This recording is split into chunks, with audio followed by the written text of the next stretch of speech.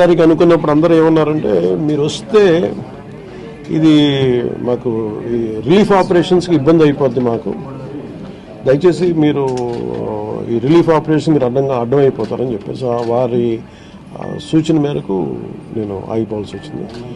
ఇప్పుడు కూడా ఒకసారి వాళ్ళ నిర్ణయం తీసుకొని వాళ్ళు టేక్ కాల్ వెళ్తే అది సహాయపడాలి, కానీ మళ్ళీ ఇంకొక కేయాటిక్ మీకు తెలుసు కదా, అందుకని దాన్ని దృష్టిలో పెట్టుకుని కొంచెం ఆలోచిస్తా చట్టపాయిస్తున్నాను అంతే విషయం.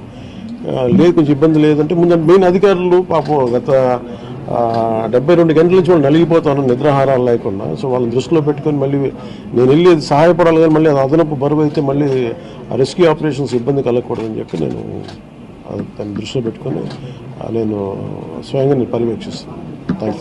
4 రోజులుగా పవన్ కళ్యాణ్ ఉప ముఖ్యమంత్రి రాలేదు, ఎక్కడ రాడని చెప్పి విపక్షాలు ఆరోపణ చేస్తున్నారు, బాధితులను పట్టించుకోలేదని చెప్పేసి ఇక్కడ ఆరోపిస్తున్నారు. ఏం చెప్తారు? ఫిజికల్గా మీకు కనిపించడం పద్ధతి అంటే వాళ్ళు ఏమనుకుంటారు, నేను బోట్ వేసుకొని రెస్క్యూ చేయడం కుదరదు కదా, ఆ బాధ్యత లేకుండా ఎందుకు అది ఏంటంటే అనాలి కాబట్టి అంటే తప్ప ఎంటైర్ మీరు చూస్తే మా పిఆర్ మెషినరీ, మన పిఆర్ పంచాయతీరాజ్ మెషినరీ మొత్తం ఎంటైర్ వర్క్ చేస్తాము మా సైడ్ నుంచి.